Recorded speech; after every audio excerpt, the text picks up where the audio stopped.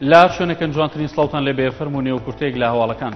سەرۆکی حکوومەتی هەرێمی کوردستان دان بۆ دادەنێت تا ساڵی 2004 بە شێوەیەکی کردداری و کارکردن دەست نەکراوە با پرۆسی ئاوادانکردنەوەی هەرێمی کوردستان. لە وتارێکدا لە کاتی دانانی بەردی بناغی پرۆژەی ئاوی ئێڤرازی سێ لە هەولێر پێشکەشی کرد. نێچیروان بارزانی سەرۆکی حکوومەتی هەرێمی کوردستان ڕایگەیاند هەرێمی کوردستان سەرچاوەی ئاوی باشی هەیە و مەسەلەی گەیاندنی ئاوی خاوێن بۆ ماڵەکان کێشەی هەیە. سەلاحەدین دەمیرتاش سەرۆکی پارتی ئاشتی و دیموکراسی بەدەپا ئاشکرای کرد هەفتەی داهاتوو وەفدی بەدەپا سەردانی خەندیل دەکات با مەبەستی ئاگاداربوون لە بیرروڕای بەرپرسانی کەچەگە سەبارەت بە قۆناغی چارەسەری لە تورکیا.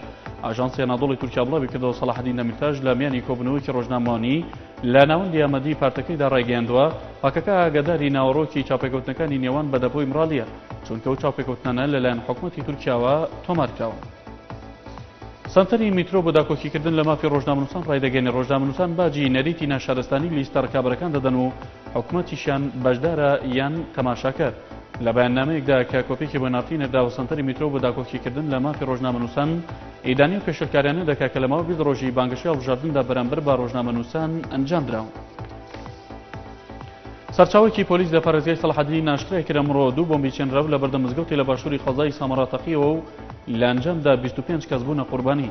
سەرچاوەکە ئاماژەی بۆش کرد کە تەقینەوەکە لە کاتی تەواوبوونی نوێژی هەینی چوونە دەرەوەی نوێژکەران بۆ وتیشی 5 کوژراو لە نێو قوربانیەکاندایە و 20 بریندارەکەش بۆ نەخۆشخانە گوازراونە تۆبرینی هەندێکیشیان سەختن. پاش وەستانی بۆ ماوەی 2 ڕۆژ بەڕێوەبەری فڕۆکەخانەی نێودەوڵەتی مووسڵ ڕایگەیاند کە گەشتە ئاسمانیەکانی فڕۆکەخانەکە ئەمڕۆ دەستیان پێکردوتەوە.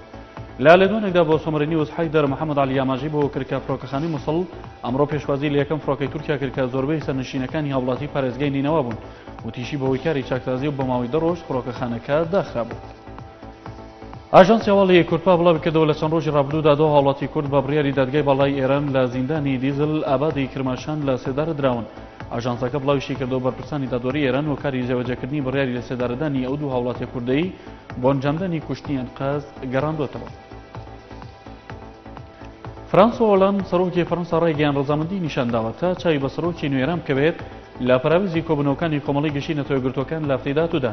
ئەو لە کاتێکدا کە لە ساڵی 2005 و لە دوای کۆبوونەوەیەکی نێوان جاکیراکی سەرۆکی فەرەنسا و محەممەد خاتەمی هاوتایرانێکی هیچ کۆبوونەوەیەک لە نێوان سەرۆکی هەردوو وڵاتدا ئەنجام نەدراوە.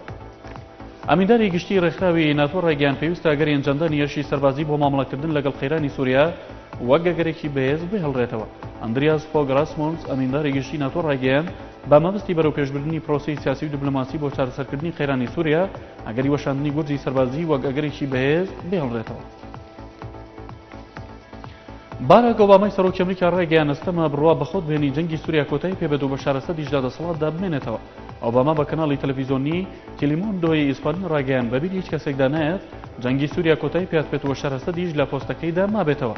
تاکیدیشی کردەوە لەوەی تا ئێستا ژەوڵ دەدا گۆڕانکاریێک لە سووریا بەرپا بکات کە دەسەڵاتی بە شارەسەدی تێدا نەبێ بە جۆرێک کە میناینەکانی سووریا پارێزرا بن و گەرانتیەوە بدات کە جێگەیەک لە سووریای نوێدا نابێت بۆ گروپە چەکداری ئیسلامیە تونڕەوەکان.